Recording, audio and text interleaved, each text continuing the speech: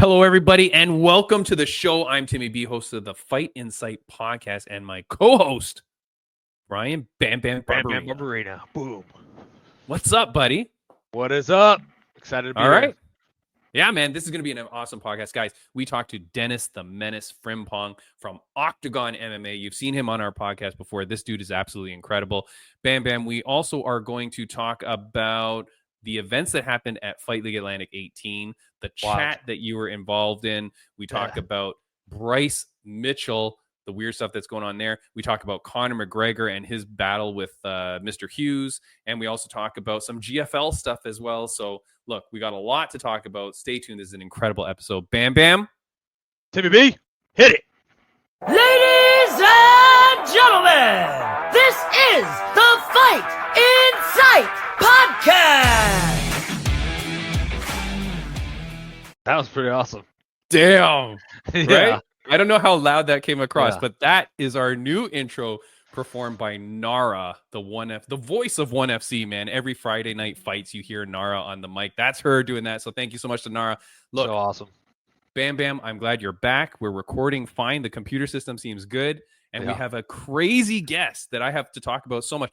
I met this dude over a year ago, I think it was the last time I talked to him, or somewhere around there. A great guy. Look, Octagon MMA. We all know that overseas. Octagon MMA, you see great fights over there. They had a reality show, and this guy was the guy causing all the ruckus. He was the crazy dude, right? He's the guy that you're like, okay, I've got my eye on this guy. This guy's going to be the next big thing. Get him on the podcast. Then Octagon doesn't even sign a fight. And I'm like, what the heck is going on? Turns around, he gets released from them. He asks for his release, whatever. I don't know the whole story. All I know is that he's back. He's back with Octagon now. March 8th, he fights. I can't wait to see that. But then in the meantime, he also goes viral for fighting Paddy Pimblet in some underground gym that goes crazy as well. He's talked about it a lot on other podcasts, which I'm very mad at him about. But let's bring him in now. We'll talk about a whole bunch of stuff. This is Denis the Menace Frimpong. Nice. How are you guys? How's it going? It is Ireland's favorite son, Denis the Menace. What's up? Not much. Obviously, he's mentioned the Paddy Pimblet thing. I'm actually sick. I'm sick of getting asked about Paddy Pimblet, mate. Dude, well, then you know what? Screw that. We won't talk about it. But you know what? Can I just? I won't ask you about it, okay? Because yes, look, Denis Frimpong. Hold on, let me put it up here, Denis. And I'm gonna. You know what? I'm such a nice guy. I'm gonna support other podcasts. Go follow Denis Frimpong at Menace MMA 2.0. And on your profile, yeah, you link to a bunch of places where you've already talked about it, right? Yeah. But can I just say one thing? And I know because you were responding on some of my comments on some of the posts. All I'm saying, and I haven't seen you talk about this, it went over 5 minutes. I'm just saying, I don't know where. This is not UFC.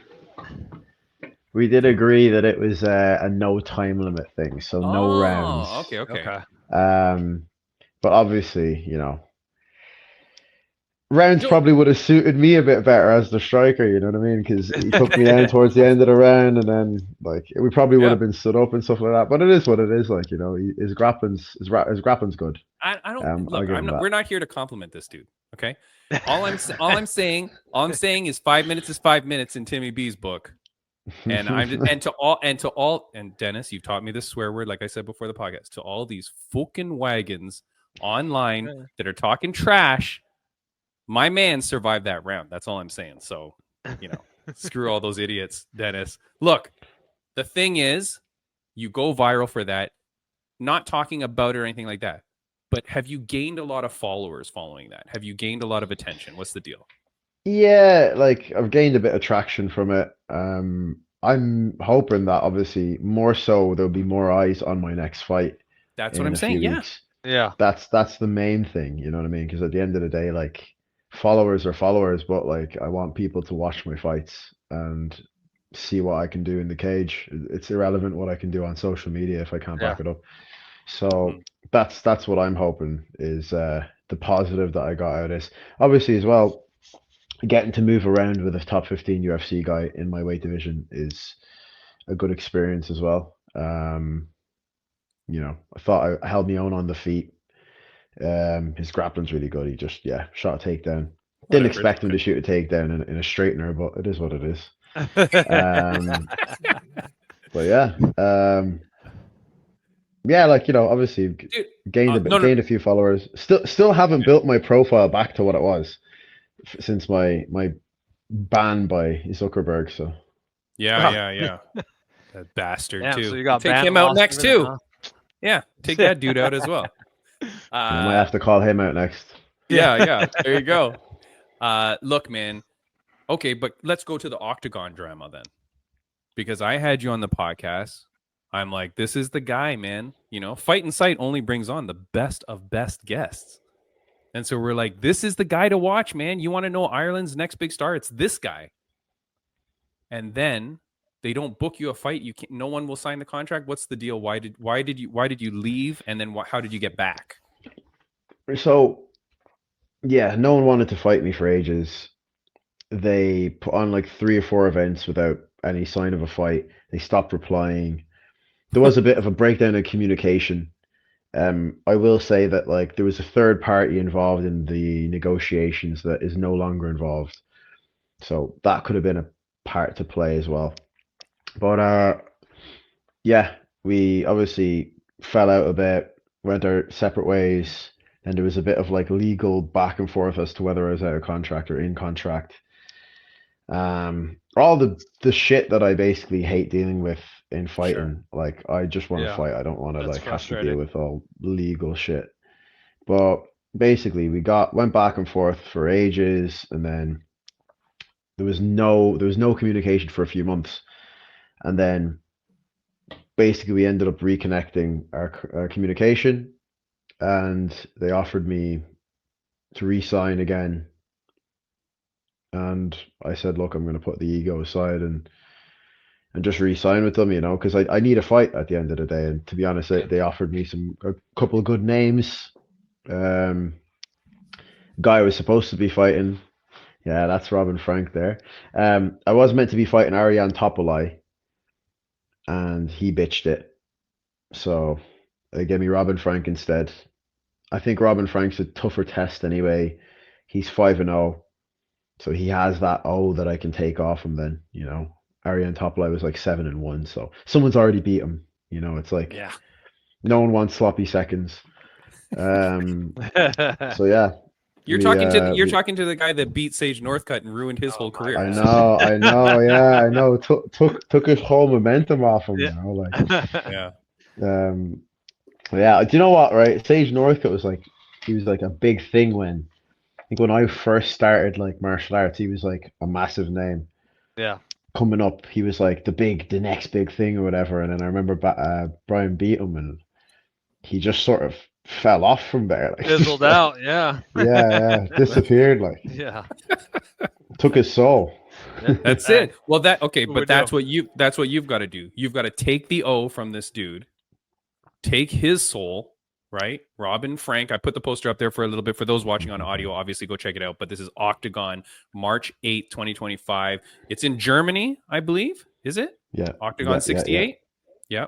So in Germany, beautiful card. Featuring the man, Denis the Menace. Look, anything you want to say to Robin Frank right now? He's obviously watching this podcast. Robin Frank, I don't really have anything to say to him. Like I've tagged him in a couple stories. He's blocked me already. Like I can't tag him anymore. So he obviously doesn't want to have the fun. I don't know. I think Germans are known as not having a great sense of humor and not really being able to take the back and forth banter. So what's he going to do though when we're at a press conference and he can't just like block, you know what I mean? Yeah. I'm going to be there in front of you, mate. Like, so I don't know. I think it's already 1-0 to me as it stands. So you're up. That's for sure. BamBam, you know what I like? I asked Denis if he wants to talk trash to his opponent, and instead he just slams all Germans. The biggest trash talk. Yeah, just all of you are terrible. Denis, here's the thing, man. I'm looking at your Tapology because I'm refreshing myself on the Menace. Why do you have a win in 2024 that Tapology says is flagged for issues with legitimacy? Because I battered the kid and he was 0-0, and they're saying that it was a mismatch because he was 0-0, and I was like 2-2 on paper. No. Hold on. Weren't you? Okay, yeah, you're 2-2, and you fight this guy. How's that your problem if the commission sanctions it and the organization puts it up? I've never seen this on Tapology before. Do you know what? Tapology like to act like they're a commission, but they're not a commission. So yeah, I don't know. The real site that people use, you know, I believe Dana and Hunter use is Fight Matrix. Okay, I have never heard of that page before. I've heard of it before. Yeah, so Fight Matrix is where like they use an algorithm to actually rank people based off their wins and stuff like that, rather than someone's opinion. Because Tapology is just run by like some guy, you know what I mean? Like just some dude that like will see your fight and be like, oh yeah, like I think you should be ranked here. You know what I mean? It's like it's an opinion. And you mean I've talked a lot of shit about Tapology before as well, so they don't like me. Screw Tapology. Blocked by them too, huh? Yeah, they're Wait a second. Okay, but you know what's so stupid about all you're telling? Yeah, because in Tapology will go, this is the number 15th guy in Idaho, and you're like, who's taking the time to rank everybody in Idaho at welterweight? Yeah, stupid. Who cares about that? But how can they say that win doesn't count? You got paid, right? Listen, I got paid. To be fair, the guy I was supposed to fight pulled out like after I've showed up to weigh in on the Friday. I've weighed in. It was like a welterweight fight, so I didn't cut a lot of weight, but I still like had to go through the whole process of it. You know what I mean? It sucks. Whatever. And I've weighed in, and then we're sat there waiting for the guy to come weigh in. It's like jiu-jitsu guy, who was 4-2, so I was expecting like a decent fight. And then he's rang like the guys and been like, yeah, I've hurt myself. I'm not coming. I'm like, mate, it's like 24 hours before the fight. Like, do you know what I mean? It's a weigh-in day. Like, how have you hurt yourself on weigh-in day?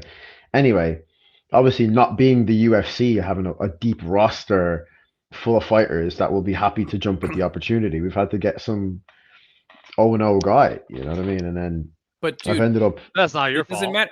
Yeah, that's not your fault. And if the commission sanctions it and that guy takes the fight, how's it your fault?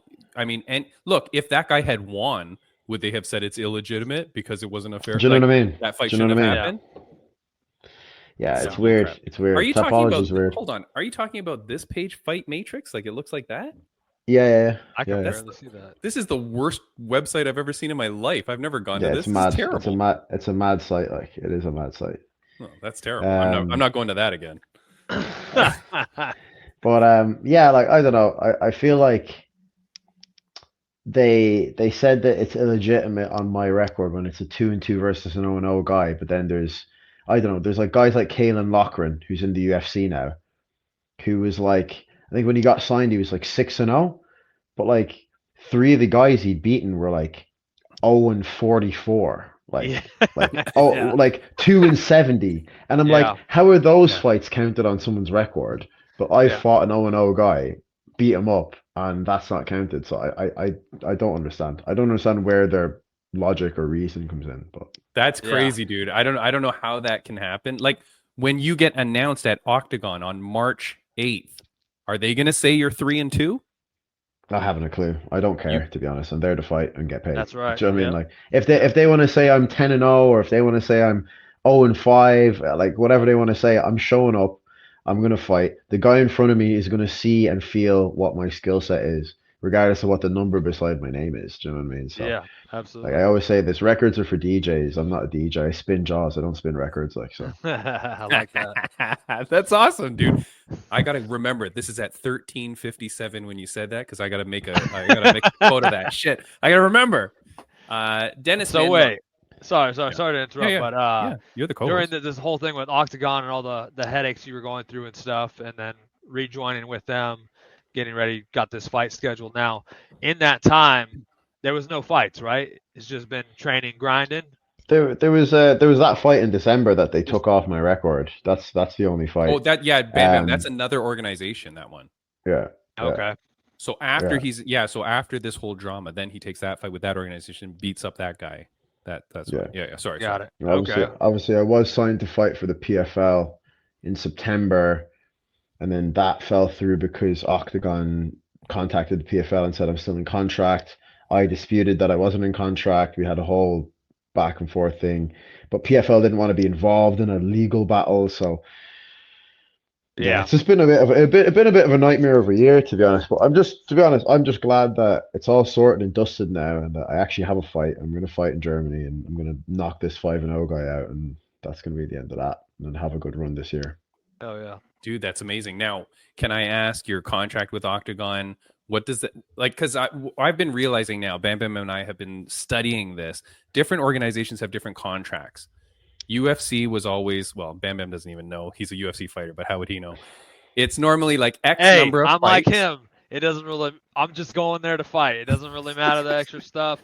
I don't care about all the nonsense. Just show up. Yeah. Have me someone to fight. It's my management's job. It's my management's job to deal with all that stuff. Like, I just let But when you get into problems like this, so that's when, you know, it's good to know. Is your contract with Octagon for a certain number of fights or a certain amount of time? Both. So I think it's over 2 years or like, I don't know, 18 months or something.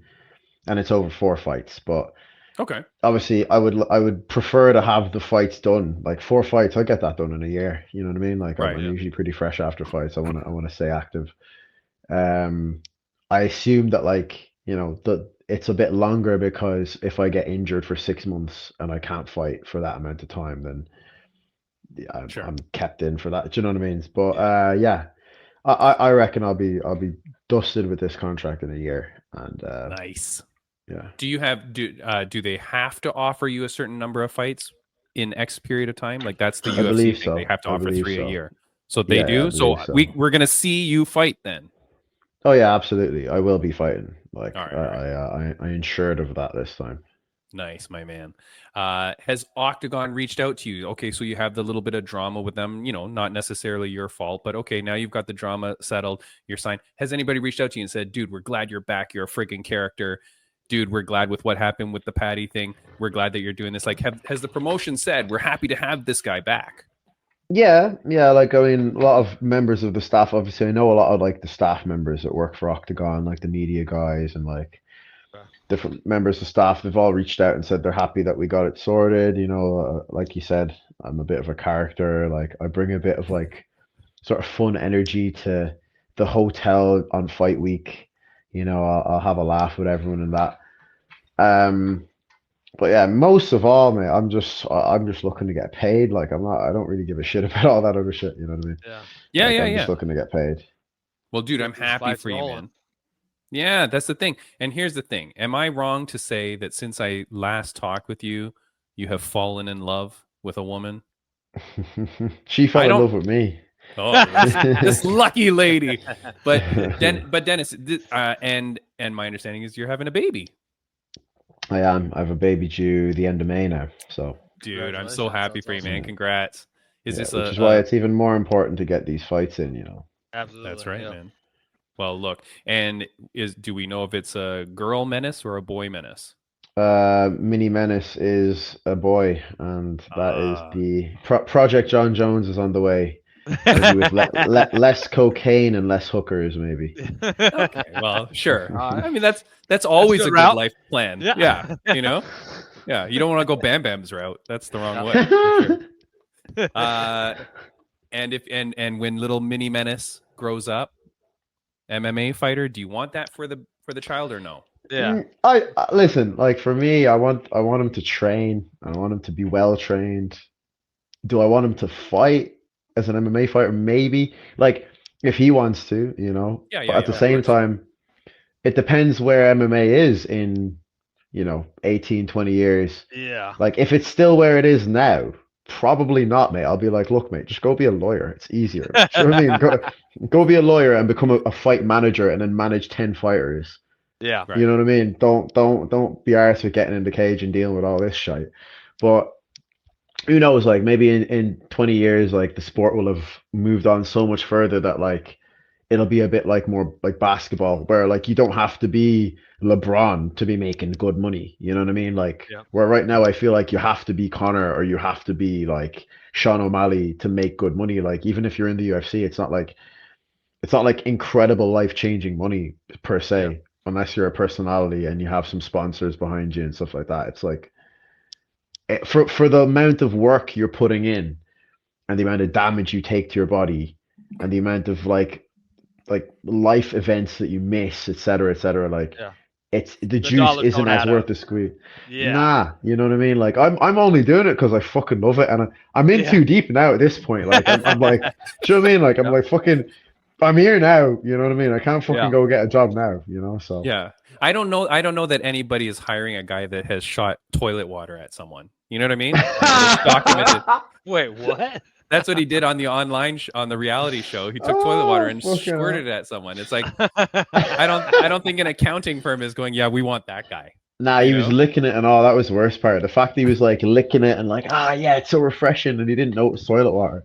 That was yeah, it was fucking grim, mate. It was grim. Terrible. Was grim. You brought up a few things. Connor and Hughes have been going back and forth, and because you're an Irishman, you're the next big Irishman. I don't care about this Hughes guy. He's not been on the Fight Insight podcast, so we don't care. Your take on this battle, you know, like, and for those that don't know, Connor was blasting Hughes a bit, and I think it's because Hughes was cordial to the Dagestani corner after the fight, right? Is that generally what that is? I think it's Connor took it the wrong way, where obviously Hughes has been sort of asking him to be in his corner, Connor, I mean, and Hughes is like, you know, praised Connor for being like the inspiration for why the whole generation of Irish fighters came out to do MMA. And then after the fight, you know, he's just been in a 5-round war with Nurmagomedov, and he said, like, you know, I'm not like this other guy. I'm a respectful guy. You know, I'm my own man. But mate, like, after a 5-round war, mate, you're liable to say fucking anything, mate. I'm like, do you know what I mean? Like, do you know what I mean? After a 3-round war, you're liable to say anything. You'll be like, mate, I fucking love you, man. I fucking love you. Like, do you know what I mean, bro? Like, I don't fucking love him. I just fucking tried to kill him. Do you know what I mean? But like, I don't know. There's a mad mix of like hormones and brain chemicals that are going on after a fight. So Connor obviously took some issue with that.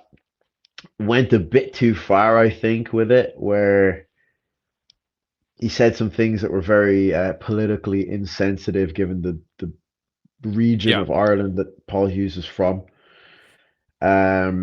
and the history that's there, very recent history, very not like ancient history or anything. So yeah, it went a bit back and forth then. I've got to take Paul Hughes' side on the matter. I think Connor's absolutely lost the plot. I don't know what's happened in the last 2 weeks, but he is head gone, mate. Like, dude, those BKFC parties get a little crazy, I'm guessing. Yeah, I think those fucking lines of coke get a bit crazy, mate. And I think that's been going on. I was trying to be nice and imply that happens in the back. I just didn't want to say it out loud. No, I think it's been going on a while. I just think like it's finally caught up with him, you know, like, 'cause I don't know. Like, I know people that are a bit party crazy, and you know, for a while you're able to maintain that party lifestyle, but it catches up to you eventually. You know what I mean? Eventually, there's a point where it switches, and then you're gone, and that's it. You know, I think he's hit that point now. Well, that's the thing, and I think being around the BKFC too is possibly even worse, because that whole environment is insane. But what I think is worse is that he's then there in the limelight, huge, and it's like, and he's around those fighters. And imagine you're there watching Jeremy Stevens, the guy that, like, there's a big story there, and he's winning the main event, and he's crazy and in all the glory. And it's like, well, now I want in on this, and he can't. Like, you idiots online that think he's going to fight. Dana White is not letting Conor McGregor fight in BKFC. It will never, ever happen. Never. I mean, didn't he just box him from boxing? That's different, though, because they co-promoted. Yeah, but still, like, they're going to take a piece if he wants to get into anything else outside of the UFC. 100%, they're going to take a piece. The fact is that if they want to let it happen or not. No, but hold on. BKFC is a legitimate contender to UFC. For sure. Yeah. Like, that is a legitimate promotion. you're not gonna bring viewers there, man. I don't. Even if they took a piece, it's like, why would you want to give BKFC that shine? BKFC's already like kicking ass. Yeah. I don't think they can afford that, man. Like you wouldn't want to do it. The boxing is different because it wasn't a promotion. It's just like, oh, it's a fight. Who cares? Whatever. But BKFC is BKFC. What I want to know is, Menace, do you think Conor will return to MMA? Do you think he will fight again? I can't see him fighting again, to be honest. I can't see. And if he does, it'll be like he'll try and come back and fucking, I don't know, he'll try and fight like Logan Wonder Paul. Boy, or like it'll be like Boy. Yeah, like it'll be Wonder Boy at 170 when Wonder Boy's about 48 or something. Do you know what I mean? Like fucking hell, man. Like I don't think he'll fight like a legit fight. It'll be like a gimmicky kind of. Yeah, sure. That's what I'm saying. Nate Diaz 3, like, do you know what I mean? Like they're both, damn near 40, and I can't see him fighting like a legit fighter again. How old are you? Not to say that Nate Diaz. You're insulting me here. I'm 30. I'm 30. I don't mean like Nate Diaz is a legit fighter. I just mean like coming to Oktagon. Like, yeah, a little bit. Do you know what I mean? I just think I don't see him like going and fighting like a Charles Oliveira or a Poirier like a top again. contender. Or Right. Nah. Well, look, you got to win, man. You got to win. Like whatever he does next, he has to win. You can't continue to lose. Like that's impossible. So the fight has to be a winnable fight, is what he has to do. I don't want to keep you too long, my friend, and I have a blast with you, man. I do want to ask this though. You're in the MMA scene over there. You're in. Although you're an Irishman, you're in England, correct? You live and train in England. GFL. You mentioned it before. They drafted their people. Okay. Yeah. Team London is very light on Irish people. Like there's 0 Irishmen. They've got some English. They have some Swedish. They have a lot of. Hey, Norman Park's Irish, mate. Oh, where is he? Is he? I know it has a Northern Irish flag, but he's from Ireland. Northern Ireland doesn't exist. Who am I looking at? Sorry. Second row, fourth one down. Oh, Norman Park. Oh, okay. Oh, yes. Okay. Oh, I see. So, okay. Stormin' Norman. Is GFL gonna happen, Denis? Mate, listen, I've had conversations with people that are closely involved with GFL, and they're even like, I don't fucking know what's going on half the time. Like, do you know what I mean? So I don't know. Like, I'm assuming with some of the names that they've signed, like there's got to be some big cheddar being thrown around. Do you know what I mean? Like they're gonna have to be throwing around some serious money for like Gegard Mousasi and like I'm like they're throwing money around. Is that sustainable unless they're selling out 50,000 seat arenas? Probably not. Are they selling? You think they're gonna sell out 50,000 arena? No, absolutely not, mate. Absolutely not. They'd be lucky if they sell out a 5,000 arena. Do you know what I mean? Like basketball court. Do you know what I mean? Like, let's be honest. Yeah. So I don't know. I don't know. Gym. Yeah, there you go. Maybe they'll unless they just have like some benefactor that has absolute money to burn and it's just like, yeah, fuck it. I'm just gonna throw money at this thing in this hole until it fills up. And fair enough, like, but well, I've got a teammate of mine, Kelly Stadden, that's fighting on it. So I hope for her sake that it does work out and she gets paid. Do you know what I mean? What team did she get drafted to? Do you know? She got on the London team, yeah. Oh, she's there? Yeah. Hold on. She's second row, top second row. Oh, there we go. All right. Yeah. Very nice. All right. That's good. So here's the thing, man. When it was all happening, I thought for sure all those big names that we heard about, I thought they weren't going to get drafted. I thought they were just used to bring highlight. They would draft a bunch of non-Gegard Mousasi's, and then you have the money to do it, right? Yeah. Maybe the Gegard Mousasi's will be in the crowd. Maybe they'll pay them to come and do an appearance, but not. There's no way. There's no way you're paying all these fighters. And I feel really bad for the younger fighters, such as your friend Kelly, and then some of our friends that we had on the show, BamBam, that were there that wanted to get in or want to fight. And I don't know, man, those guys are going to cost way too much. And if you're watching this podcast and you've got money that you want to throw in a hole, hello, come throw money to the Fight Insight podcast. I would love to be able to. I would love to be able to pay Denis for his appearance on the podcast. I'd love to have a better setup. You know what I mean? Hey, your setup's pretty sick, mate. You've got Street Fighter in the background there. Yeah. I got Mortal Kombat over there.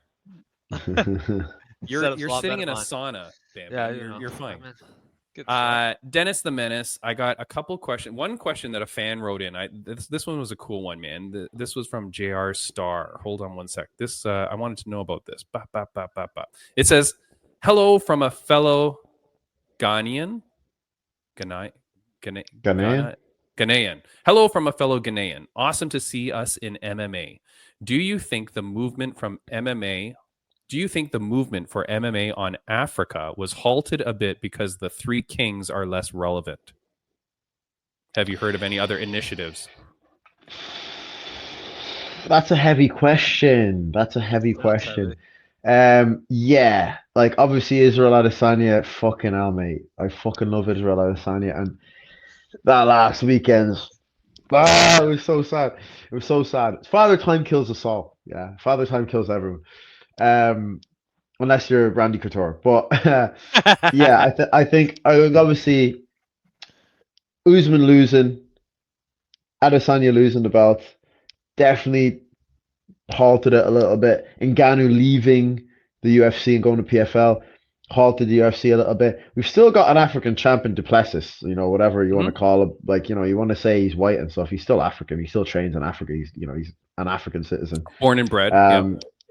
So people can talk about the history all they want, like, but that's, fucking hell, like, you might as well say I'm not Irish then in that case, But that exactly is the argument, though, Denis. Yeah. The people that say that would say that you're not. Yeah. It's dumb. But yeah, like, I do think that it's halted it a little bit. I do hope that the PFL Africa happens. I hope that that gets going. I do, from what I've heard, it's starting this year. Fingers crossed. If it does, hopefully that will get the movement going a little bit, because maybe then Dana will pull the wallet out and decide to actually go there. Yeah.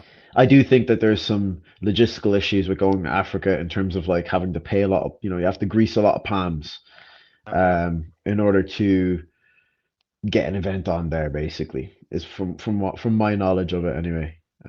Sure. Yeah, hopefully that gets sorted soon. I'd love to fight in Africa myself. So. Yeah, dude, I hope for it, man. Like, look, all we want is we want the world to grow in MMA. We want more fighters around, and we want more organizations where fighters can earn a living. That's all we want. We want more opportunities. Yep. We got mini Menace on the way in May. That little killer 100%. needs a place in 18 years. He needs a spot. You know what I mean? And we want as 100%. Many opportunities as possible. Denis, before I let you go, man, I got one question. But before I give you that one, I want to know, is there anything that we didn't hit on? Anything that you wanted to talk about? Anything that you want to say to the viewers and listeners of the podcast? I think we covered everything, mate, to be honest. Like, you're very thorough, Timmy. Oh, thank you. I appreciate that. Dude, you're really, man, like, I want to say, Bam Bam, a lot of fighters we get on this podcast. This is episode 209, man. So I'm in my 5th year now. 209, bitch. Yeah, motherfucker. Shit. You know what? I'm canceling this podcast. I got to go get Nate Diaz on for that. I really screwed this up. Get out of here. Stop. No, man, I meet a lot of people, man. Like, I've had like well over 200 guests by now, because a lot of weeks we have 2 guests. Dude, you're one of the coolest, man. And a lot of people, I'll talk to them and then not really talk to them again. But you and I have chatted a lot, and you're a good friend, man. I really hope for your success, dude. It's very exciting for you to be back in Octagon, get this opportunity, go kick this guy's butt, take that O, take his soul. Sky's the limit for you, man. Ruin his career. Yeah.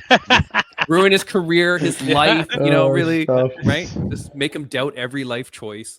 But and then, are you gonna call someone out after this? Like, do you have a name? Yeah, 100%. Like 100%. The bitch that pulled out that was meant to fight me in the first place.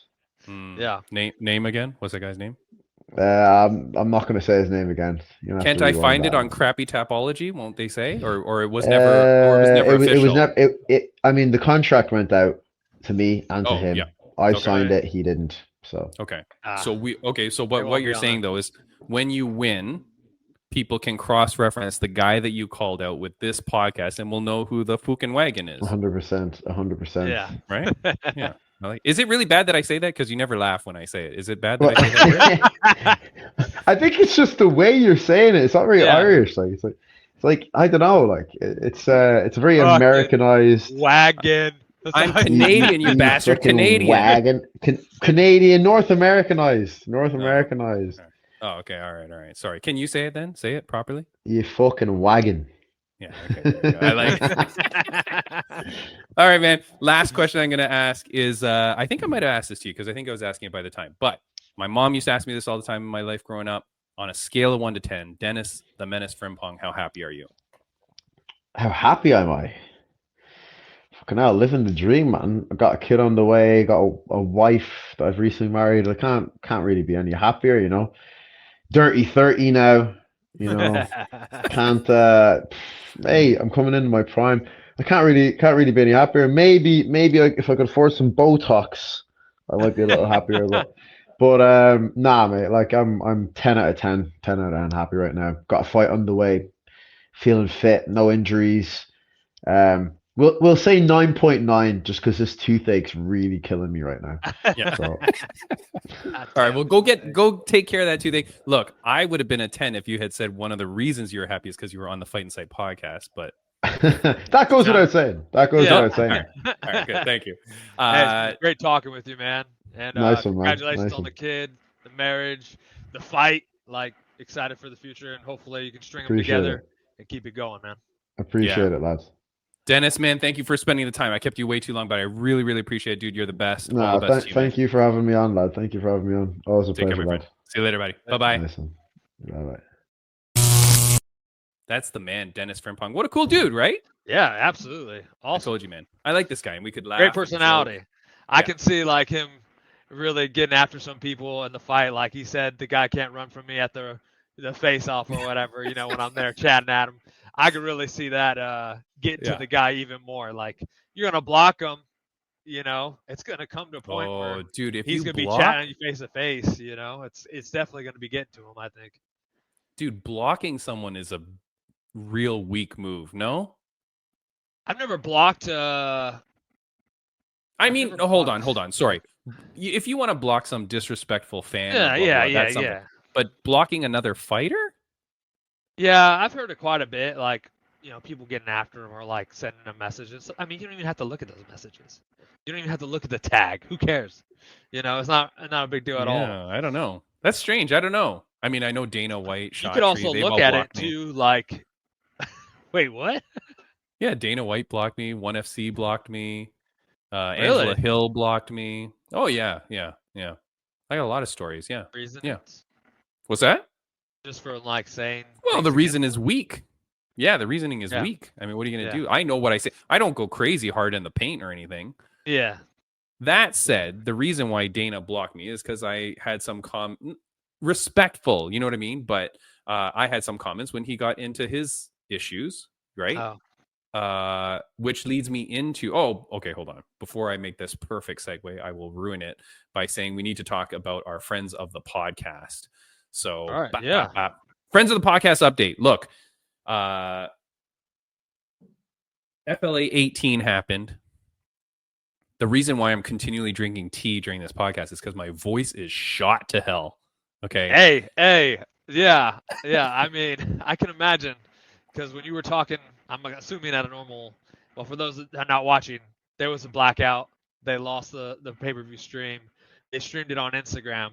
I was in the chat talking with people and watching the fights. Timmy B was trying to give us the rundown of what's going on and everything, some commentary. But, I mean, the arena was so loud, so you couldn't really hear Timmy B. So, like, I'm telling him, like, you got to speak louder. He's, like, screaming the whole time, and it sounds like he's talking normal. Yeah. So, yeah, dude, and thank you so much, man. Look, the reason why when you said talk louder was because I was messing up. So what happened, like you said, the arena blacks out in the middle of a fight, but the emergency lights around the Coliseum, we're in the Moncton Coliseum, the emergency lights come on and it's bright enough. Like, it's not pitch black, you know what I mean? But Was it's there like any pause like for the fighters? Like yeah. they So pause what? at all? Yeah. So what? Well, it's crazy. So what happens is we're in the third fight of the night. I think it is Ty Yeah. Borden versus Joe Revell. And dude, let me just say, Fight League Atlantic guys, you got to go friggin' support every single fight. Absolute insanity, like absolute insanity. The quality of the fights, amateur to pro, there's never any gear on these people, so it's like you're watching all pro fights, and they fight like goddamn pros. Okay, so we're in the middle of I think it's the third fight. The lights go out. It goes out, but then the emergency lights give it like an eerie, like you can still see, but it's not like super lit up, like production bright, right? Yeah. It's The like fight my sauna keeps. here. Yeah, like your terrible setup. It keeps going. What we should do is every week you add one like poster or something. You know what I mean to your background. Yeah. A little drawing. The fight kind of keeps going. Then for like maybe 10, 15 seconds, because I think probably you're thinking like, oh, is it the light just glitching? But then after maybe 20 seconds, the ref calls a pause to it. A little bit of discussion must occur. I mean, I'm sitting at the commentary not knowing what's happening because my mic is gone, my screen, my monitor is gone. I'm cage side, but everything's out. I don't know what's happening. It's a ruckus going on. The fans are like kind of getting excited more than scared. You know what I mean? Yeah. And then the fights continue. And then the announcer guy has to go in and he has to scream to the whole arena with like, you know, I don't know For how many. sure, like that dude's like one of the people, MVPs. Like he was screaming so loud to make sure that even the people in the crowd could hear him. That was his first event. I do want to shout him out. His name is gosh. That was his first event for FLA. Oh man, he's a seasoned thing. He's the heavyweight voice. His name is Adam Gould. He has to go in there, shush the crowd with like hand motions, so that he can then announce. And like, I mean, I think maybe the first thing he says is, "The fights will continue," and the crowd erupts. Like, yeah, we're like, because now it feels like we're like in an underground fight league. Like it's so crazy because the lights give it like a very cool look almost. You know what I mean? Yeah. So we start going, but we never know if the power is going to come back on. Next thing I know, there's one of the cameramen who, as you know, they stand up like on a stool so that they're over the cage. Yeah. I see him recording with a phone. And I'm like, what's that guy doing? I realize that he's streaming. So then Derek, the cat Clark, who you met, and then the other co-owner, John Foster, they figure out, okay, you're going to go and commentate on that phone that we're streaming. And I'm like, yeah, cool. So by the time I figured that out, it took a little while. I apologize. But I mean, like this, dude, you never planned for this. This is, I mean, this is not You're learning on the fly. Yeah. Yeah. So we get it. And eventually what ends up happening is I am standing, the cameraman has to go because commission wise, I don't think I can be sitting on the apron. Like you can't just have random people, right? Yeah. It's all very, very professional. And like, this is what I love about being a part of the organization is like learning all these things. So the cameraman leaves. I'm holding a cell phone in my left hand like this, right?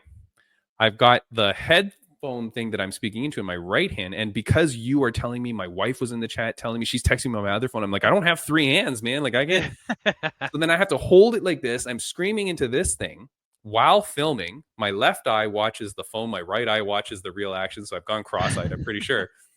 I've got my notes under this arm. I've got my sponsor reads there. And then we stream the rest of the fights, man. And let me just tell you, everybody that works at FLA, God dang, these guys are the best because that show still went on. I don't know what was happening in the back because no lights there, right? But yet every fight came out. They didn't have walkout music for a while. Eventually we got power to do that. But, you know, no walkout music. The fighters are still coming out. There's still the cameramen who were like, you know, non-plugged in cameras were still doing their thing to try to like capture video for whatever. The fights just go crazy. The fans are erupting. As you saw on the chat online on streaming, it was like booming. People were super having a good time. I got so many messages after the event from the fighters, from fans, from people I didn't know. You know how many things I got in my like DM requests? Normally it's like prostitutes and like MMA companies. This was like real people, man. And they're like, that was amazing. Timmy, that fight, those fights were crazy. That was so cool how we got to still watch it and blah, blah. Because, you know, like if you lost the pay-per-view, you can watch it. Insane. My voice though, dead. Because I am literally like, that's Joe. And then I was getting so excited too because you couldn't help it. The crowd, Yeah. I'm telling you, that amped the crowd up so much. And I think because in part they were so appreciative of what was happening. I guarantee you other organizations would have said, that's it, we're canceling everything. We for sure. can't do it, blah, blah, throw your hands up. Sorry. Yeah. No, they kept going. And the fans, like I was walking around a little bit to talk to the fans that were cage side and stuff. And like, I know some of them. And they were like, this is crazy. You guys are the best. And those were the messages I was receiving. Everybody was so appreciative. The fighters, they still got to fight. They got to perform. Friends of the podcast update. Unfortunately, David Fuentes didn't get the win, but he performed very well. He's a great dude, man. And you know what? He didn't know that I'm 6'2", 6'3". So when I met him, he thought he was going to tower over you. Yeah. So when he met me, he goes, you're a Titan too. I'm like, yeah, baby. So awesome. Rory Gillis, who's been on the podcast, he won. Mean Devin Turner put on a very great performance. He won his fight. Hunter Savage, formerly on the podcast, he won his fight. Cam Nelson, formerly on the podcast, he won his fight. So it was, but every fight, Bam Bam, absolutely insane. Yeah. Hunter Savage's fight was crazy. I will say there's a guy that I want on the podcast who is, he will be in the UFC. Of all these guys, like, look, Cam Nelson, he's going to be in the UFC. A bunch of these guys, they're all going to make it. But there's this guy, Christopher O'Toole, Bam Bam. I'm telling you, this guy is a monster. Well, I saw people going wild in the chat for him on his fight. Yeah, for sure.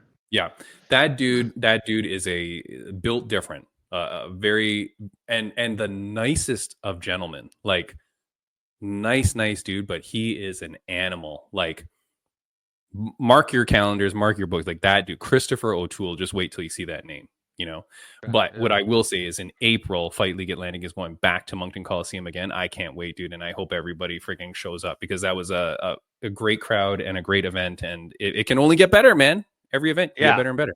Absolutely. And I think, in the chat, some people were kind of, upset at first about like the pay-per-view going down and everything. Yeah. Like you said, this is not something that's planned. It was something that happened out of the blue.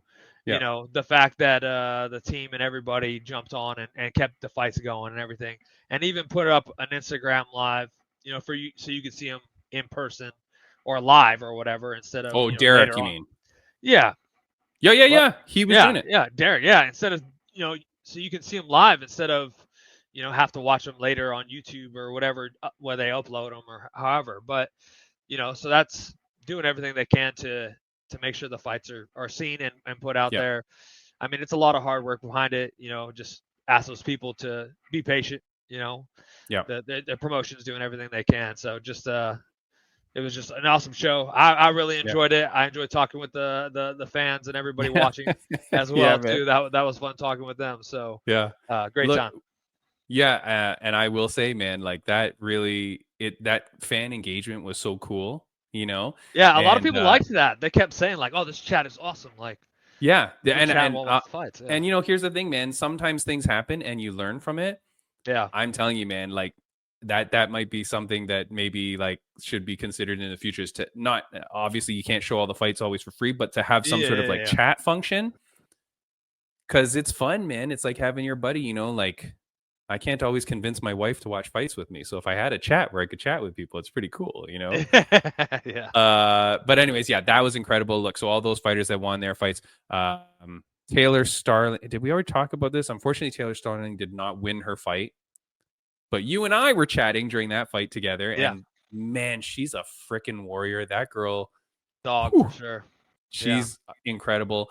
And who do we have coming up? I don't know. Look, we got tons of friends of the podcast that are all over the place. So good luck to all of you. But I did want to mention about that because that was insane. And to Derek the Cat Clark, right, who's the owner that we've had on the podcast. So people, fans of this podcast know him. Dude, that dude killed it, man. To be able to put that event together and to run that like that. Him, John, everybody at Fight League Atlantic, just class act, man. Like it's impossible. That's not... Many men would have fallen to that situation. I'll tell you that. That's for sure. All right. Speaking about the men that should fall, we have to talk about it just quickly, Bam Bam. On the screen, I have a picture of Bryce Mitchell, and I have him next to Sean Strickland because we used to think Sean Strickland was bad. You know what I mean? Like Sean Strickland used to be the guy that we're like, this guy's a little bit whatever. Bryce Mitchell comes out. And obviously, you guys know what he said, right? And if you Yeah. don't, go look it up because I'm not saying shit. Don't go look it up. It's not worth it. Yeah, It's okay. bad. Just know it's bad. But if you want interested in knowing, go look it up. You know, if you're watching this podcast, that means you're so deep into MMA that you have to know that. Look, Bam Bam, my question to you: should he get canceled for this? And okay, let's put it this way: by canceled, I mean, should he be released from the MMA, from the UFC for this? I mean, it's terrible what he said, and I mean, Dana White, it's absolutely, I mean, disgraceful, really. But like Dana White said, freedom of speech. You know, internet, social media brings freedom of speech. You know, some try to silence freedom of speech and make it not able to or whatever. But it is a thing, you know. But I think as like a high level promotion and everything too. I mean, there's been circumstances where other fighters have said things and been punished. You know, not outright said like we punished them for it or whatever, but then, you know, they do get punished, you know. You just so do I think they'll take action? Possibly. And from I watched the interview that Dana said that when they spoke with him, and honestly it sounded like what I got from it is like Bryce Mitchell basically tried to argue his side. You know, like he was like, you know, yeah, we talked to Bryce, and just absolutely sickening or whatever he said, you know? Right. And it's like, to me, that says like, okay, they talked to him and he tried to, you know, voice his reasons and all that. I mean, I don't know. I don't think it's going to go well for him. And I saw his apology and I just didn't feel like it was very heartfelt or anything. Oh, really? Yeah. I was gonna say, because he did then release a public apology. I thought, apology. Really? Yeah, I maybe have to reread it. I don't know. I was kind of on the fly. That's fine. But, it's fine. I mean, that's the whole point, right? Different people are going to take things different ways. I mean, some people. Yeah, exactly. I don't know. Maybe he was just in the moment and he thought he was thinking. I mean, he was thinking something else and saying, you know, I don't know. I feel like when you approach a subject like that, your brain doesn't need to think too hard. Yeah. Okay. Like, you know what you're talking about. Like, fair enough. You know who it is. Yeah. Yeah. It's not like we're talking about some random. It wasn't like he did some good things and then bad things. It was just like, you know, bad things. But here's the thing: if you do not release him, you have to honor the contract as a UFC, and you have to offer him 3 fights a year. So you can't bench him. Depending on how many fights he has left on his contract, I guess. But... No, but okay, but fine. But what I'm saying is, unless they can bench him. How? Your contract says you have to be offered 3 fights a year. I don't know. No fights we have no one to match you up with at the moment. Isn't that a breach of contract? No. Just wait it out. And then they're like, oh, hey, we got to re-up your contract. Your contract's out of date. Re-up. Sit you again. I don't know. I don't know what. So percentage wise, what is the percentage you think that we never see Bryce Mitchell in the UFC Octagon again?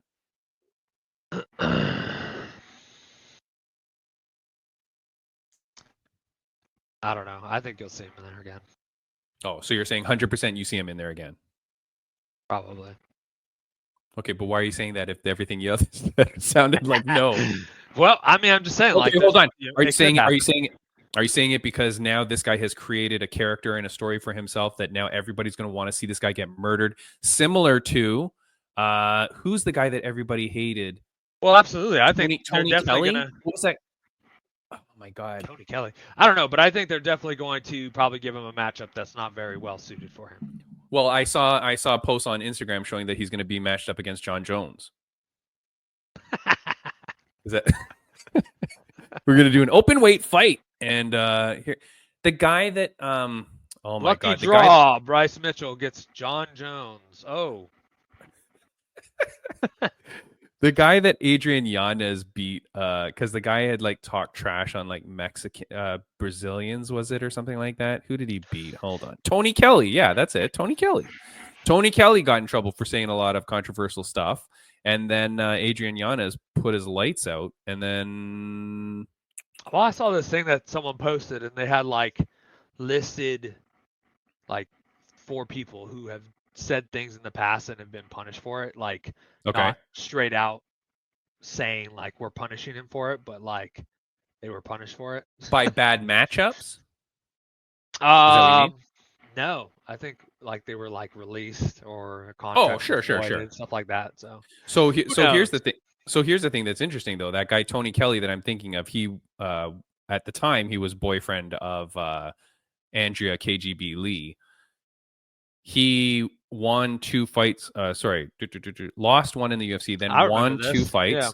Then he talked a bunch of trash. I think maybe about Brazilians or something. Then they set him up against Adrian Yanez, who like TKOs him in the first round badly. And then that was his last fight ever, June 18, 2022. So, that's the thing, man. Bryce Mitchell, you say bad things like this. Let's say you run out your contract, or even if you're released, there's a potential then that no one will take you after this. Man, it's just crazy though. Like, unbelievable to say something like that. Yeah. Internet is just. I mean, speaking of when I got banned though, or speaking of when I got blocked by Dana White though. I don't want to say anything because you're a UFC fighter, so don't. This podcast does not reflect the views and opinions of BamBam when I say something. But like, I got blocked by Dana because I said that I don't think you should slap your wife in public. Yeah. UFC signs Greg Hardy. So a bit of a double standard. I don't know what's worse to be. I mean, really, honestly, I don't know what's worse. I was debating that with my friend today. Because you're talking, I mean, I don't know everything that Bryce Mitchell said. I just saw like the key thing, the fishing is what I saw. Right? Yeah. But I'm just saying the statement about fishing, I don't know if that's worse than like, whatever. It's all horrible. Don't fricking do any of it. Yeah. But the standard has been set on the other stuff. So it's like, I don't know, like, are they just going to like continue? But look, if we look at Tony Kelly, the potential is that Bryce Mitchell fights out his contract at best. And then you never see him again, which is, but what are you going to do? He's got a wife and kid. Like, I mean, like, dude, you got to be thinking about this crap. You can't be talking shit like this. You can't be doing stuff. The thing is, that doesn't just affect his fight career. It affects anything he's joined in with. Sure. Sponsorships, partnerships. Yeah. Whatever. Right. Yeah. Of course. Friendships. Right. Gym. Your gym may be like, get the frick out of here. Yeah. So. Yeah, no, I mean, it's crazy, dude. But we will see what happens to him. Aside from that, BamBam, we are right on time. You know what? I messed up. Here's something I got to show. Shoot, I should have done this at the time, which obviously I ruined. Here's some shots. Here's some photos from Fight League Atlantic. There's me and Devin Turner. That was the morning after I had breakfast with the man. There's myself, UFC veteran Chris Kalidas, friend of the podcast Sarah Wilson, who's an MMA fighter, but she was there doing some stuff in the crowd. That was her first time working at the event, and it went like that, so it's crazy. She's normally in the cage. Then on the left side, that's Cam Nelson. He is a friend of the podcast as well. He trains out at Niagara Top Team sometimes with Mike Malott, Jasmine Jasudavicius, and a friend of the podcast, Alana Cook. So that was us after the event. It was supposed to be just the 3 of us, and then Cam Nelson photobombed us. So that's cool, though, because he's a good man. And then on the left-hand side, that is the champ, Jeremy Miazga Zibek. He came in and defended his amateur title with a brutal head kick knockout. Very, very nice kid. Lives out in Toronto near me. Polish descent. Used to train with Misha Serkinov. And he's taking photos with the fans, man. There he is with a kid, awesome. A young man taking photos with the belts, and everybody there. Absolutely wonderful. Go buy my shirt if you want a shirt. Awesome. Go buy my shirt at millions.co. Go buy my shirt. You can be, maybe you're listening to the podcast or watching the podcast on millions.co right now. So that's easy. Just go click on content and go buy my shirt. It's very cheap, $16. Very cool. BamBam, I think that's it, man. Nice shirt. Buy a nice shirt. Fits well. It's nice. It's a lot better than the one I sent you, actually, because it's better quality now. But yeah. That's it, man. Look, that was a crazy episode. I love Denis. Yeah, good dude. It was fun. Yeah. Fun to talk Yeah. with. Yeah, he's a good Excited guy. to Like, see, back in the cage and back to work. Yeah, and just the drama that he brings, man. Like last week, I know you weren't here, but we had that Jessica Borga who, like, made that scene at BKFC to get herself noticed. That's what you got to do, man. You got to put yourself out there. You got to freaking build that hype around you and let that happen.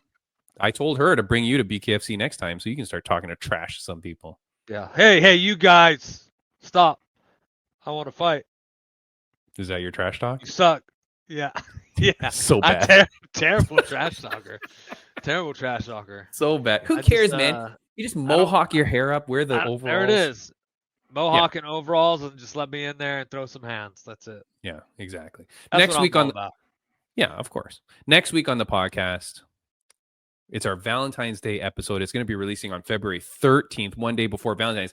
Every year, except for 1 year, we missed it. But every year on the podcast for Valentine's, we have Swayze Valentine. She is the UFC's only cut woman in history. She's going to be on the podcast. We normally ask her, BamBam, like, who's in love behind the scenes? Who's the most adorable couple? It's a very lovey episode, Okay. But Swayze Valentine, she's absolute best. She's a character. Did she ever wrap your hands? I think I asked you this before. Has she ever wrapped your hands? Or sorry, so. Has she ever been your cut woman? Cut woman. Does she wrap the hands too? I think so. No, maybe not. Maybe she's just cut woman. Because I remember in UFC it's different, right? You have a wrap person. Ever have her as a cut woman? I can't recall. Well, it's going to be very embarrassing when she tells you that she's done it 7 times, Batman. Well, great. Now I need to go back and do some research. Yeah. Anyway, she will be on the podcast next week. I have seen her around. Yeah, of course. Yeah. I've seen her there, actively working stuff too. Yeah, she will be on the podcast next week. Beyond that, we're gonna look for some cool guests, man. Look, Benson Henderson got signed. He's your boy. I got to get someone from GFL. We will do that. And the issue though is, like, as much as I want GFL, you're saying that nobody knows anything, right? Yeah, that's the issue. And I want GFL to be successful, and I want to know more.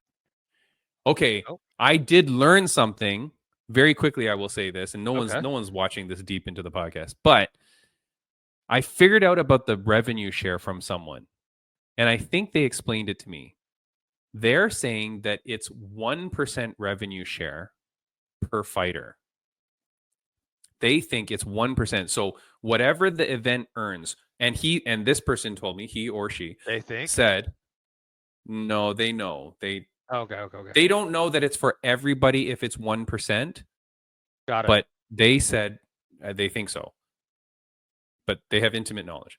1%, okay, of everything that event earns, concessions, T-shirts, pay-per-views, TV rights, whatever it is, okay, hot dogs, extra cheese, they're getting 1%. You add up all the revenue, right, all the profits, the profit, so not the cost, but profit. You take all the profits, you take 1% of that, and if it's bigger than your win bonus, it replaces your win bonus. So you get your set money. So you get your show money. So let's say you're 10 and just for easy numbers. Let's say you're 10 and 10. You show, you get your 10. You win, you get 10. If the 1% is 20, you end up the 1% is 20,000. You would get 10 and 20. Okay. If it was 25,000, you don't just get 25, you get 10 and 25. But what if it's 9? You don't get if the 1% is less, you get your 10 and 10. It's once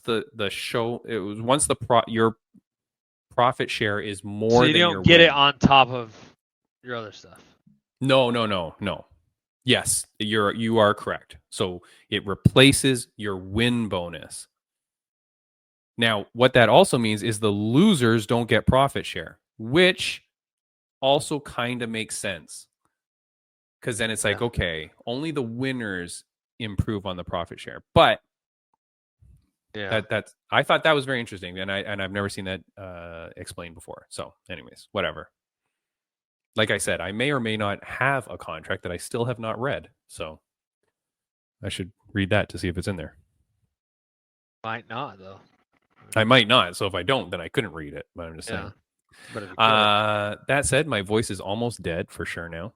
And that is it, Bam Bam. Yo, this was a great podcast, though. Yeah, great episode. Super good energy. That's what we need, Bam Bam. And that's what I think screaming at the top of my lungs, hanging over that cage, dressed in my suit, right? I have to take my suit to the cleaners now because I was like rubbing up against the cage the whole time, sweating buckets. Yeah, I think that, I keep learning the more and more I do stuff. I got to just be high energy right from the get. Boom. No time. You know what I mean? No time for like, oh, how are you? No time to hold it back. It's like, yo, what's up, Denis? You fucker. Like you gotta be like that as soon as like when you get on the mic after a fight. It's like I can't stop screaming. Yeah. Hey, Brian, how's the fight go? Fight went great. Yes. Yeah. I mean, it's just the energy. Oh, Abdel won. Oh my God. Yes. Shoot. I gotta edit that back in later. Abdel won, of course. He won the main event. Yeah. Yeah. Look good. Shoot. I should have said that before. Did I? Oh, God. What are you saying it now? What's wrong? Well, because it's not with the other ones now. Whatever. But it's still there. Yeah. Anyways, look, it was a crazy night. I can't remember everything. I'm still pumped up. When I saw Devin the next morning, he was like, I haven't even slept. He goes, I don't sleep for like a few days after a fight. I'm so energized. I'm like, yeah, I can understand it. It's crazy. I mean, the one night for sure. But after that, boom. Game over. Sleep time. Yeah. Boom. Oh, there you go. All right, buddy. That is it for the podcast. Guys, join us next week. Thank you, Bam Bam. Bye. I'm editing that out for sure. Damn it. All right.